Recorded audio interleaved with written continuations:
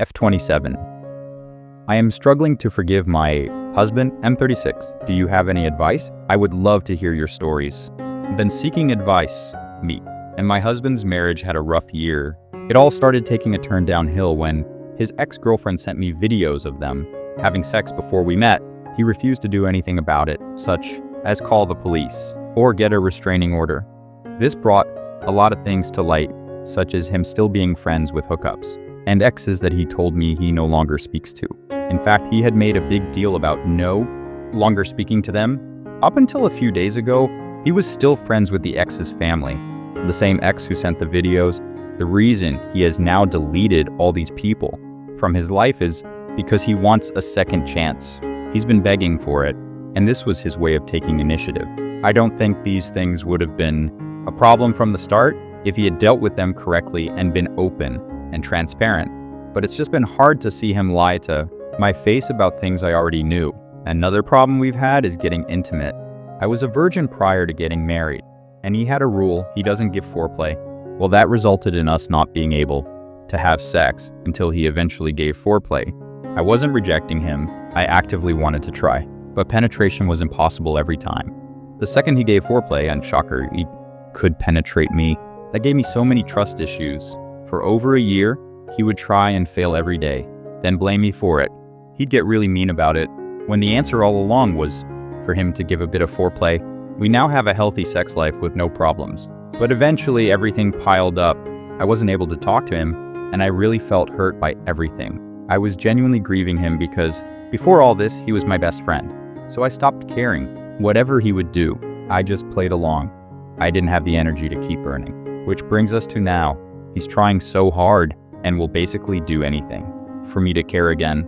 And I know this sounds selfish because I'm trying so hard to care, but I can't. I genuinely don't care about him. I mean, I love him, of course, but I don't care about his actions. I don't care about spending all day together, and I don't care about having him as my best friend. In fact, the less time I spend around him, the happier I am, but it sucks. I love him so much. He's my husband. I should be able to forgive him, but I don't know how. Does anyone have any advice? And story 2. My boyfriend, M24, and I, F24, have too much sex, and I can't handle it anymore. How do I explain it to him that it exhausts me? How do I negotiate new intimacy with him, my boyfriend, and I have been together for 2 years now. He is my first relationship, and even my first kiss. We met during university activities, became friends, and then started dating. He is so polite and kind, really sweet and smart as well. We can talk about our common interests and hobbies for hours on end. Since I was a virgin in the relationship, he was not. We took it slow and only had sex when I was ready, which was about 8 months after we became a couple. After that, we had sex about once every 1 or 2 weeks, depending on our schedules and energy levels during our studies. Sometimes during exam time, we had it once a month or every 5 weeks. But slowly he started to initiate more and more. At first I didn't mind. I loved the attention he was giving me. I felt attractive and beautiful, which helped my body image issues a lot. Soon though, it turned into him asking for it every single day, sometimes twice a day on weekends or slow days. A month ago, we went on a vacation together, and he basically jumped on me as soon as we got into our hotel room. We barely got to do anything because he wanted to have sex 2, if not 3 times a day.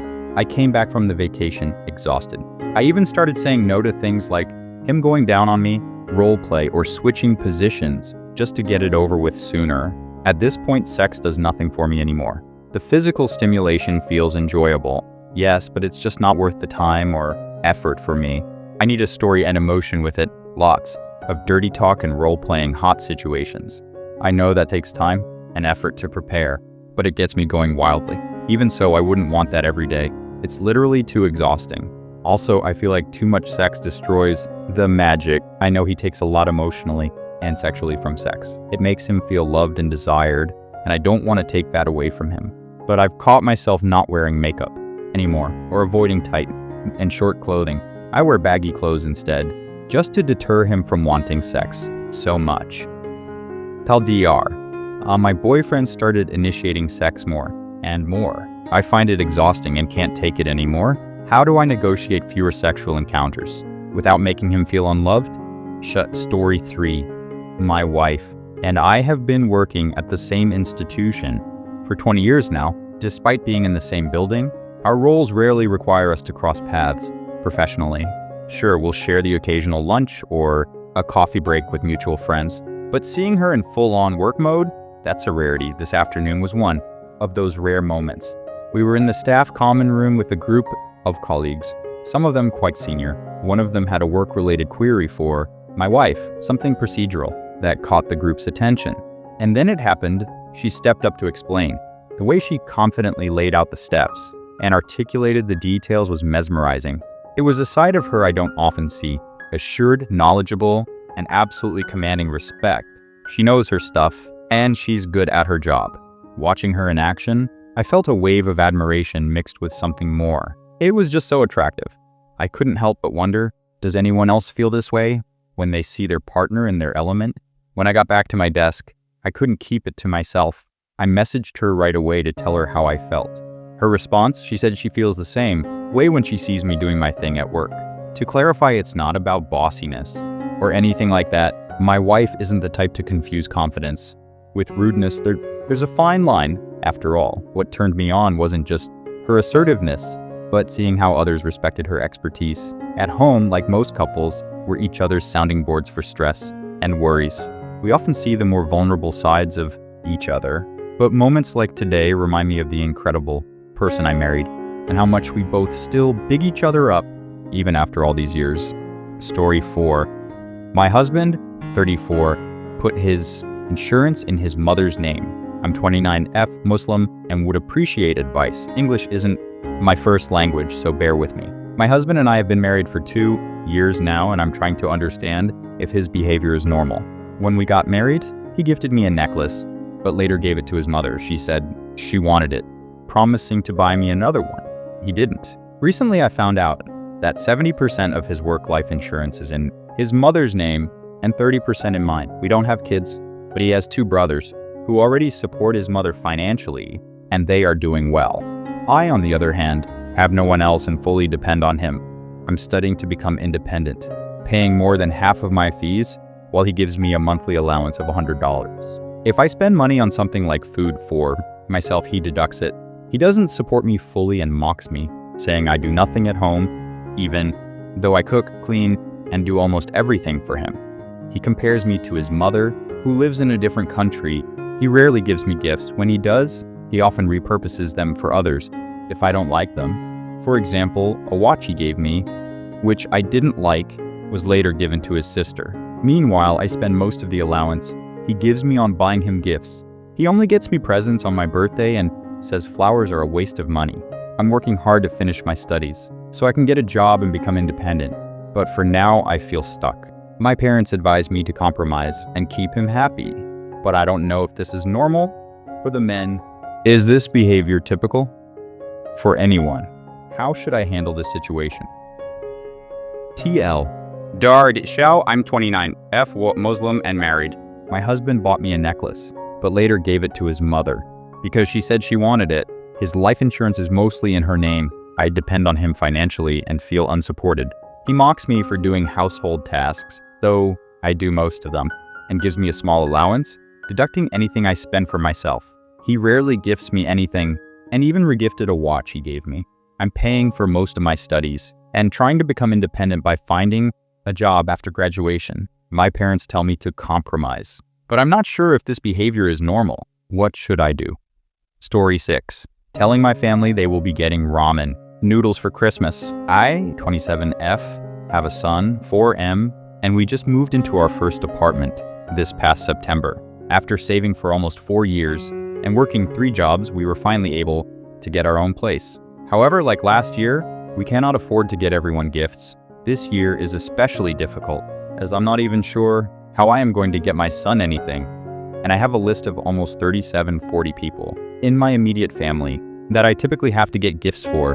In the past, I have tried suggesting doing secret Santas, which everyone seemed to go for. However, they would want to do a separate gift exchange afterward, which almost defeats the purpose of doing Secret Santa. Not to mention, the limit is typically set to almost $100, which I just simply cannot do. I've tried to explain. Before that, I can't afford to keep doing this and for everyone to just not get me anything, but it's always met with an awkward conversation of, oh, well, you only have to spend $5. It's not that much. No matter how much I say I can't, it doesn't seem to register. So this year, my family started sharing what they all want for Christmas. And I again said I can't do Christmas and to please not include me or my son, as we won't be able to get anyone anything. It was met with the same response, so I simply said, okay. Then, as everyone was sending their ideas in our group chat, I sent over the following. Hi everyone, I have said a couple of times that I can't afford to do Christmas this year. However, it seems there has been some confusion as to what that means. So, just to make everyone aware, you will be receiving ramen noodles, as that is what I can give. Kindly send the flavor of your choice. Otherwise, the flavor will be given at random, not even 5 minutes. After I sent the message, I was removed from the group and got a bunch of messages saying that I was an asshole and should have just said nothing. I don't know what else I can do. And frankly, I'm at a point where I'm too depressed to care. So, am I the asshole? Story 7. My daughter left. Because my husband is attracted to her, I, 55F, have been married to my husband, 63M, my daughter's stepdad, for 4 years. My 23-year-old daughter and I have a complicated relationship. She has been diagnosed with dissociative identity disorder. She has a lot of trauma from watching my previous horrible marriage and was bullied in school. When she told me she was being bullied by peers, my view, that all children are innocent, really tied my hands. I told her that if I said anything to them, I would be an adult harassing a child. She has blamed me for that ever since and keeps referring to one time when kids at school called her trash because she wasn't taking care of her hygiene due to depression. Part, not all, of my response was telling her to take a shower and buying her new clothes. The bullying finally ended with an expulsion and a suspension for the ringleaders. She still throws in my face that a school clinic volunteer told her that if she was their kid, she'd have permission to punch back if administrators didn't do anything. I thought that having her live with me while she finishes school and gets a job would help heal some childhood wounds with my second husband, and I modeled a healthy relationship. However, my daughter now doesn't get along with my husband. She is a very introverted, creative person who likes immersing herself in escapism. She'd get annoyed if she was eating alone, and my husband sat across from her to eat, saying she ate later to have privacy. However, my husband started acting distant from me. My daughter complained that his eyes lingered on her for too long. She got very angry, and there was a lot of shouting and slamming of doors. Finally, my husband admitted he's attracted to her and finds it hard to be around her all day. He said she was walking temptation, and that's why he was avoiding sex with me.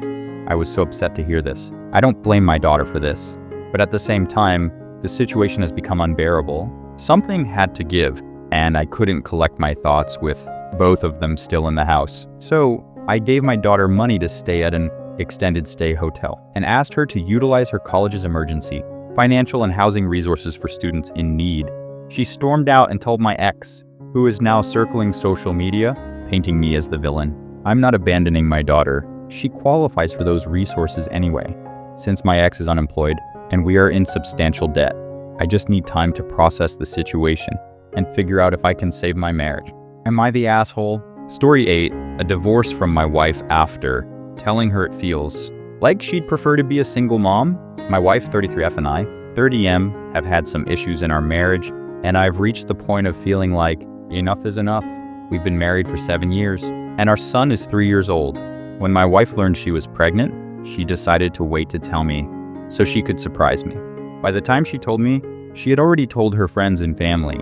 Her family took me finding out after everyone else as a sign she was afraid to tell me and called me out on it. She did not defend me, but claimed she did. When I was out of the room, later in her pregnancy, when we talked baby names, she mentioned that she no longer wanted to use the original name we had agreed on because her sister didn't like it. She had told me we were not discussing names with anyone, so I asked why she told her sister. She said she wanted some opinions. I told her we liked it and asked if she didn't anymore. She said she still did, but wanted her sister to like the name. Then she said her sister's opinion was too important. I asked if her sister's opinion was more important than mine. She said no, but then she tried to push for a name her sister loved, one my wife knew I hated. It left me feeling less important again. I know she was the one carrying our son, going through all the changes in her body, but it made me sad. Not only did she tell her friends and family she was pregnant first, but then she prioritized her sister's opinion over mine. It felt like I didn't matter. When our son was 18 months old, he was taken to the hospital. My wife was home with him, and I was working at the office that day. My wife called her family before she called me. When I got to the hospital, her parents were pissed at me for not being there sooner. They said I was clearly very uninvolved since my wife called them first. I admit I was more angry this time than sad. I told my wife she called 8 other people before me, our son's father. We talked about it some, but our son was the focus at the time. My wife and I had decided we wouldn't sign our son up for football unless he asked us to and was older. We were concerned about the injuries, especially brain injuries. It was something we were on the same page about. But a couple of weeks ago, she told me she had put his name down to start in another year. She did this without saying anything because her parents believe it's important that boys play football. This brought the hospital incident back more than anything. I told her it feels like she'd prefer to be a single mom, since it seems so easy to cut me out or dismiss my opinion. She told me I was being unfair. Then she said I sounded ready to divorce her, which was crazy. I didn't deny it. She told me I can't ruin our family over small disagreements. I reminded her she called 8 people when our son was taken to the hospital before me. Story 9, did I go too far to end a 14-year relationship? I'm a 32-year-old woman who spent almost half my life with one person, my high school sweetheart. We started dating when we were just teenagers, and for 14 years we were each other's whole world, or so I thought. This past summer, everything came crashing down. He ended our relationship the day before my birthday, a day that was already hard for me because it's so close to the anniversary of my mother's death. His timing couldn't have been worse, but what really broke me was his reason. He said our life together had become stagnant, and he wanted more. It wasn't just that though. There was someone else, a married older woman, at his job. He claimed it was just a flirtation, but that word felt like a dagger. 14 years together, and suddenly I wasn't enough for him? Even after breaking up with me, he couldn't let go entirely. He called it a break, suggesting that in 6 months, we might try again. He told me he wanted time to work on himself and become a better partner. He admitted he'd been neglectful, selfish even, and said I deserved someone who could make me truly happy. The irony of that statement, given his actions, wasn't lost on me. At first, I didn't know what to make of it. Part of me wanted to believe him, to cling to the idea that this wasn't the end, but the truth is I was exhausted. 14 years is a long time to build a life with someone, and the idea of unraveling it felt impossible. I gave him until July to move out. We had shared everything, finances, furniture, even power of attorney. We weren't married, but in many ways our lives were as intertwined as any married couples. Dividing all of that was messy and painful. Then came the night. That changed everything. He got drunk, really. Drunk, and he became violent. I won't go into details, but it was the first time I felt genuinely afraid of him. I filed a police report, but didn't press charges. I told myself it was because he was blackout drunk, that it wasn't the real him. But looking back, I think I was just trying to avoid more conflict. After that, I stayed with family while he moved out, and we handled everything else through texts or emails. He claimed he didn't remember what happened that night and insisted it wasn't really him. He begged for another chance, saying he wanted to prove he could change. And then came the manipulation. He told me that what we had was special, that he was the only person I'd ever been intimate with, and that I should wait the full 6 months before being with anyone else. If I didn't, he said, I'd be tainted and he could never take me back. It was a line drawn in the sand, a way to control me even after we'd broken up. That's when I snapped. The very next day, I slept with someone else. It wasn't a spur-of-the-moment decision. It was deliberate. It felt like the ultimate act of reclaiming control over my life. I wasn't going to let him dictate my choices anymore. The guy I chose wasn't random. He was someone I'd known for a while, someone who'd always been kind and respectful.